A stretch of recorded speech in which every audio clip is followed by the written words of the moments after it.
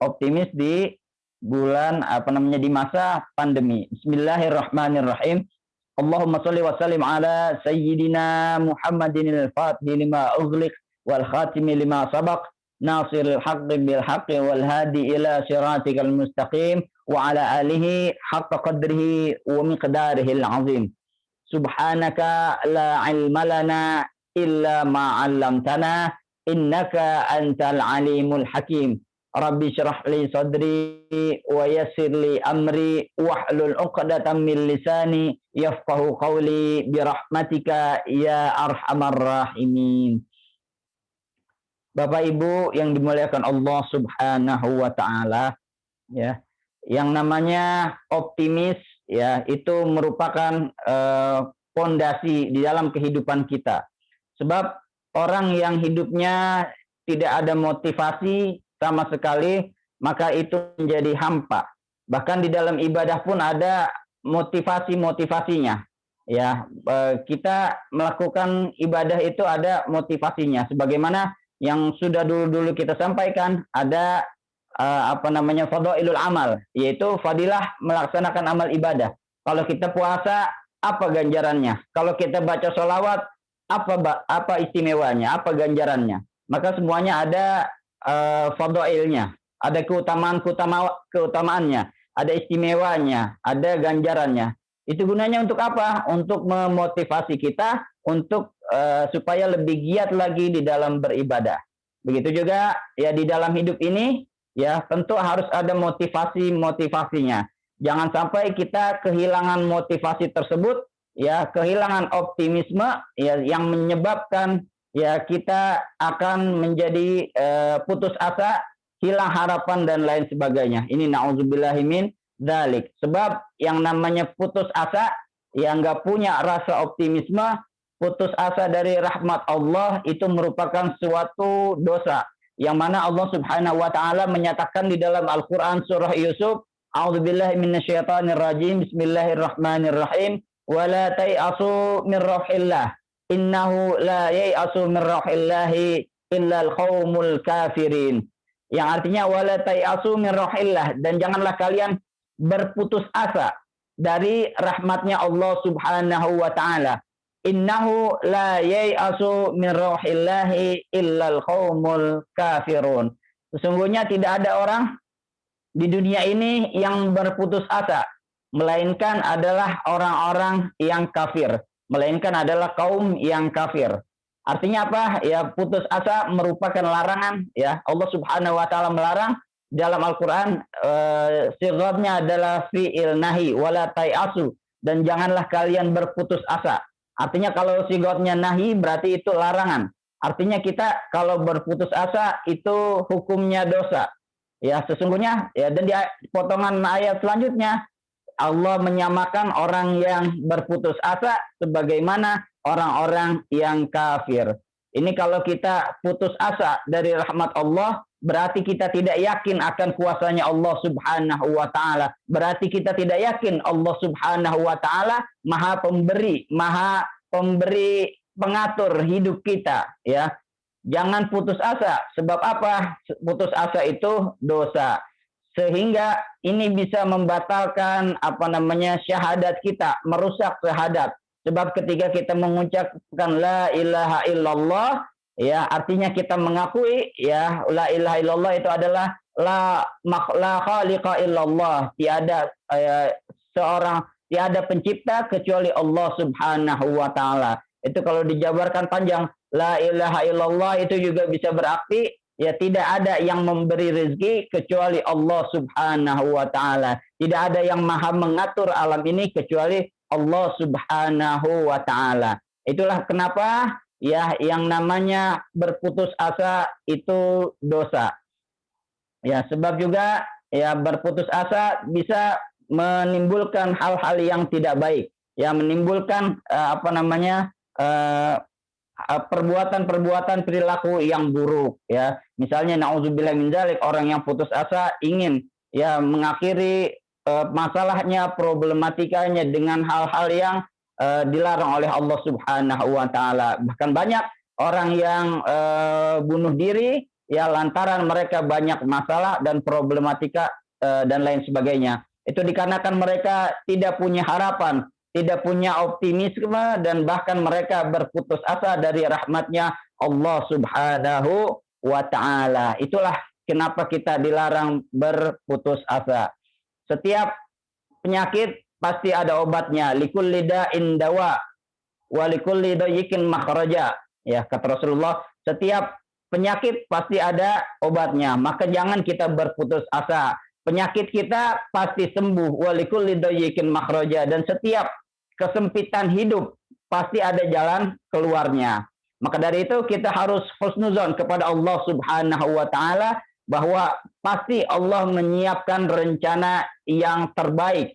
Setelah kita mendapatkan sakit, pasti ada musibahnya, pasti ada hikmahnya. Setelah kita mendapatkan jatuh, kemiskinan, kesempitan di dalam kehidupan ini, pasti ada makhraja, ada jalan keluarnya. Dan Allah ingin menunjukkan kuasanya, Allah ingin mengajarkan kita sesuatu melalui penyakit itu, melalui kesempitan itu pasti ada hikmahnya. Itulah yang harus kita yakini.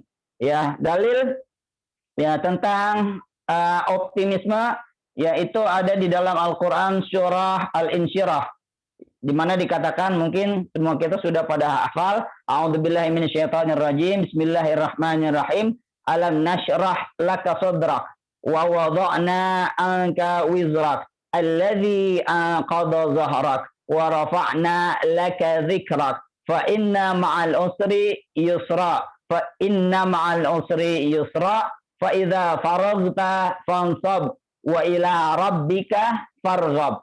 Ini ayat mungkin sudah kita hafal semua, tetapi mungkin kita belum memahami makna isi kandungannya. Sekalipun kita memahami, mungkin kita belum menghayati kandungannya. Sekalipun menghayati, ya mungkin kita belum mengamalkannya. Mari kita bedah ayat ini. Ya, alam nasyrah laka sadrak. Kata Allah, bukankah kami telah melapangkan hatimu, wahai Muhammad? Ya, melapangkan sadrak, dada kamu. Maksudnya adalah hati. Bukankah kami telah melapangkan hatimu, wahai Muhammad? Wa wada'na anka wizrak. Dan kami telah angkat darimu beban kamu. Yang bagaimana? Alladzi anqadha zahrak, yang telah ya membebani, memberatkan punggungmu. Fa wa rafa'na laka dzikrak, dan kami telah angkat, ya, dan kami telah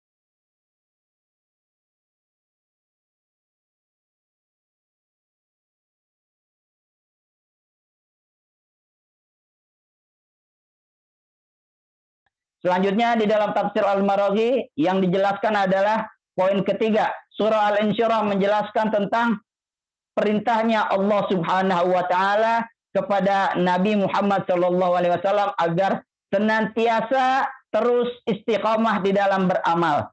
Ini juga poin selanjutnya, kalau kita mau istiqomah, kalau kita mau optimis, kita harus melakukan perbuatan dengan istiqomah. Sebagaimana dikatakan fa idza faraghta fansob. Kalau kita sudah selesai melakukan suatu perbuatan yang baik, kita lakukan pekerjaan lain yang baik juga. Artinya kita terus melakukan ikhtiar, terus melakukan amal-amalan yang baik. Kalau kita ya misalnya sudah melakukan bekerja, ya kita bekerja lagi. Ya jangan sampai kita putus harapan. Jangan sampai kita beramalnya berhenti di situ saja. Selesai kita minum obat, kita juga olahraga, banyak gerak. Faida farogta fansob, ya dilakukan lagi pekerjaan yang baik lagi. Ini memupuk rasa optimisme kita.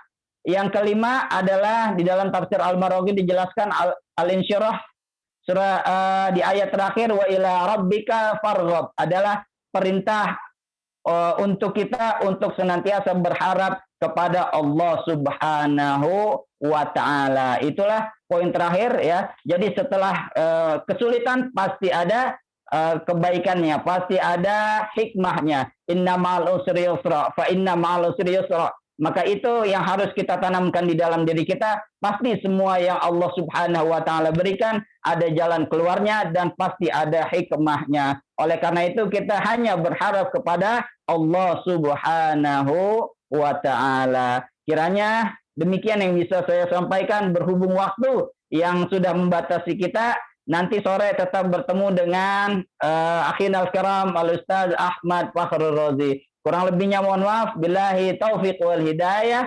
Wassalamualaikum warahmatullahi wabarakatuh. Waalaikumsalam warahmatullahi wabarakatuh. Terima kasih Ustaz.